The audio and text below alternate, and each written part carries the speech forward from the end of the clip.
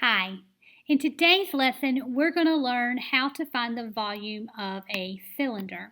So before we get started, I want you to pause the video and I want you to read through this box. So go ahead and pause the video now.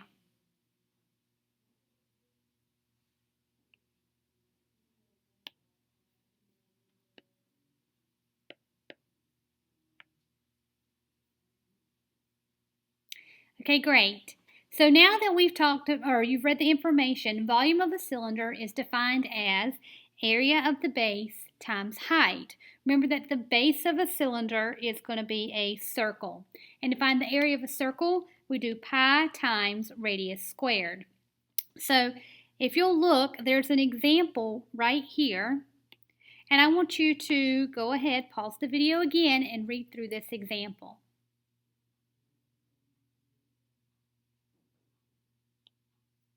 Okay, now we're going to do a few problems that practice. And so for this, you're going to want a calculator, and you can use the Desmos graphing calculator. It's an app that is on your iPad, DESMOS. Okay, so I'm going to zoom in. The directions say to find the volume of each cylinder and round to the nearest tenth. So the first thing that we need to do is we need to write down the formula for volume of a cylinder. So remember that volume of a cylinder is found by doing the area of the base times height. And I wrote a capital B there. That capital B does not mean base, it means area of the base. So make sure you have that included. So the base, what shape is the base of a cylinder? It's a circle. So to get the area of the base, I'm going to need to know how to find area of a circle. Well, area of a circle is pi times radius squared. So then that's the area of the base. Then I need to do times height. So to find the volume of this cylinder, I'm going to do pi r squared h, or pi times radius squared times height. Looking at the cylinder, the radius, remember, is part of a circle. So in this case, the 10 is the radius, and the 18 is the height. And the height is the distance between the bases, so the distance between those two circles. So to find the volume, I'm going to do pi times, my radius is 10, so times 10 squared, times my height, which is 18. And I'm going to round my answer to the nearest tenth. So now I'm going to pull up Desmos, and I'm going to type in pi first. And you hopefully notice that the pi key is right down here at the bottom. So I'm going to hit pi times 10, and to get this squared, I'm going to push that a squared button right there. And so now the 10 is squared. Okay, then I'm going to hit times 18, and then I hit the blue arrow. So I get that number. Now, when you're rounding something to the nearest tenth, that means you have one number behind your decimal point. So if I'm looking at this, the 8 is in the 10th spot. The number immediately to the right is the one that determines what the 8 should do, whether it should go up or stay the same. So the 6 is in that position. The 6 tells the 8 to go up. So it's going to be 56, 54.9. And my units here are millimeters. And volume is always in cubic units, so millimeters cubed. And then I want you to highlight that, or you can circle it. Okay? Let's look now at, we're going to skip ahead to number 5, because this time you have to find the volume of a cylinder, and they're giving you a diameter and a height.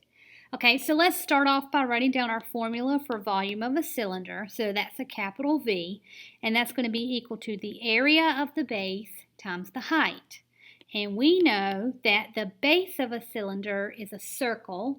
So to get the area of the base, we're going to do pi r squared, then times the height. Well, I know pi, then r is the radius. They didn't give me a radius, they gave me a diameter. Well, the radius, remember, of a circle is always half the diameter. So if the diameter is 6, I'm going to do 6 divided by 2, which is 3. So if the diameter is 6, then the radius is 3. So pi times 3 squared, because radius squared, then times the height. The height is 11. So I'm going to type in my calculator. I'm going to pull Desmos back up. So I'm going to hit that pi key times 3 squared, times 3 squared times 11. And I get this value. Again, I'm rounding to the nearest tenth. This time the 0 is in the 10th spot, and the 1 is going to tell the 0 what to do. The 1 would tell the 0 to stay. So I end up with 311.0. And we see that our units are centimeters, so that's going to be cubic centimeters. Remember, volume's always in cubic units. Okay, so now I'm going to let you have a turn. Okay, so I want you to do problems 2, 3, 4, and 6. So pause the video and complete those problems on your own.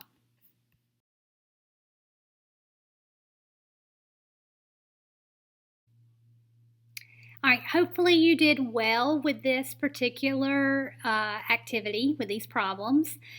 So you're going to want to pause the video and check your answers. Please make sure that you have included all of the steps that you see on my screen. If you didn't, then please go back and make those necessary corrections. If there's anything that you have questions about, please be sure to see your teacher so that your teacher can help you. Once you've turned this in, then you're ready for your independent practice. Good luck.